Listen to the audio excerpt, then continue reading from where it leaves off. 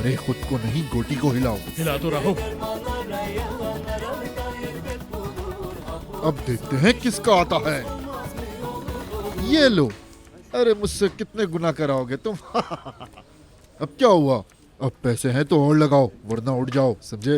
बिना पैसे के खेलना अच्छा नहीं लगता। तुम बेईमानी कर रहे हो, मुझे पता है तुम्हारी चाल है ये।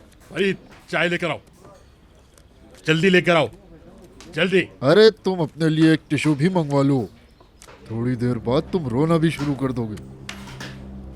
ओह, उस आदमी को तो जरा देखो। अरे उसको छोड़ो भाई, मतलब की बात करो, खेलना है या नहीं? अरे रुक जाओ जरा, अभी बात करता हूँ तुमसे। पहले जरा इसको तो देख कर आऊं।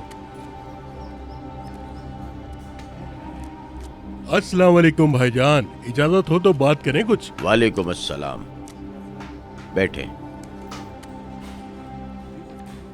अस्सलाम वालेकुम। वालेकुम अस्सलाम।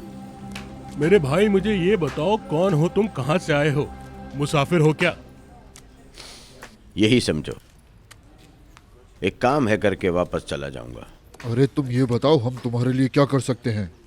शुक्रिया।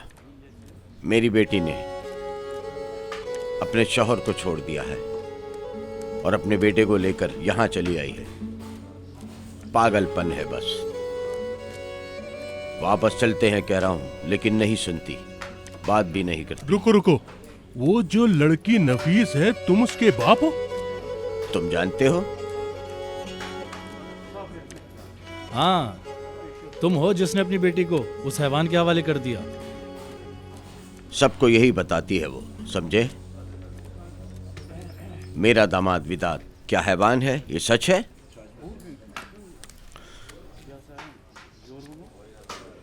अब मैं किसी से नजर भी नहीं मिला पाता और ना ही मेरी इज्जत रही। बदनाम कर दिया है मुझे। क्या मतलब? तुमने अपनी लड़की को नहीं बेचा? नहीं बेचा, मैंने अपनी बेटी को अल्लाह के हुक्म से विदात को दिया था, बाकायदा निकाह पढ़वाया था। बेचना किस बात का? उसने अपने निकाही शौहर को छोड़ दिया, अपने बेटे को साथ लेकर ताहिर को अपना दोस्त बना लिया। क्या ये ठीक है? हाँ सही कह रहे हो, इसी वजह से चचा भी गुस्सा थे कल। ताहिर वजह है इसकी। वो तुम्हारा दामाद है ना विदात, उसने विलायत का दावा किया है ना?